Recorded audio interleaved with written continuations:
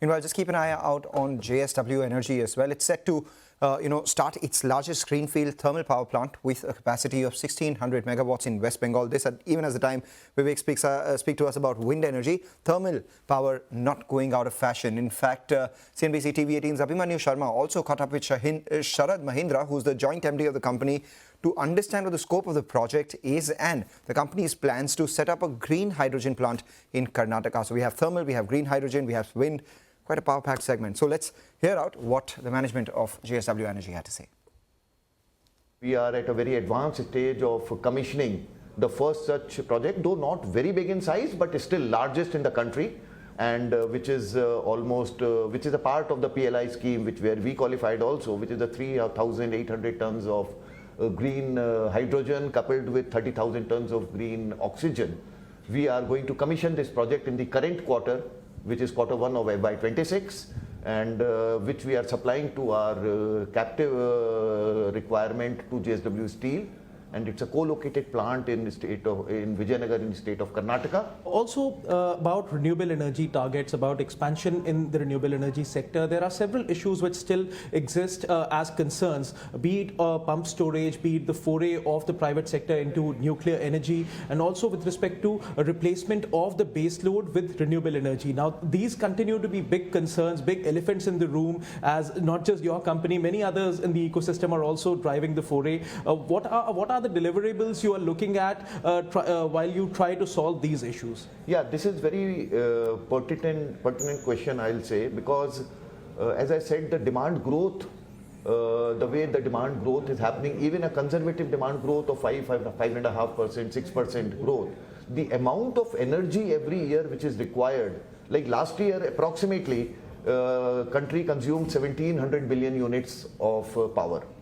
And even if we take a conservative 5.5%, 6%, which is going to be a number of almost maybe 125 to 130 billion units incremental will be required, which when converted into capacities will be about 25 to 30 gigawatt of fresh capacity. Assuming that maybe 7, 8 gigawatt or even 10 gigawatt on a very higher thermal capacity gets added.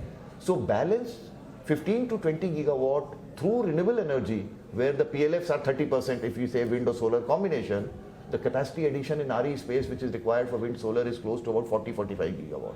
This is the size of opportunity which country is India exists. So we are cautious in terms of where to go. As I said, that some of the basic principles are that my returns to my stakeholders, my shareholders is protected, financial prudence is maintained, the benchmark ratios which define my ratings, which give me an advantage in terms of the interest rates which the banks and financial institutions offer, all those things are paramount for us. Keeping all those things in mind, we have made the plan.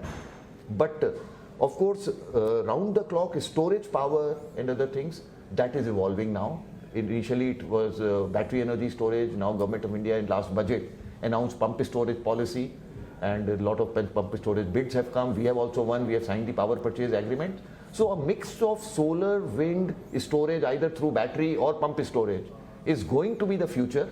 Two aspects you spoke on, be it PPAs or a transmission system, both are important cogs in the wheel, important linchpins for energy security moving ahead. What are your plans for PPAs in other states? And also a comment on the transmission system. Of course, the government has been working overtime. Several states have also been making efforts in this direction. What are the kind of deliverables, the kind of targets you're looking at in the transmission system, and also with respect to PPAs? Yeah. See, PPA, as I said, that operational 12.2 gigawatt today and another 18 gigawatt capacity, for which either the PPAs have been signed or we have received the letter of award, wherein some portion the PPAs are to be signed.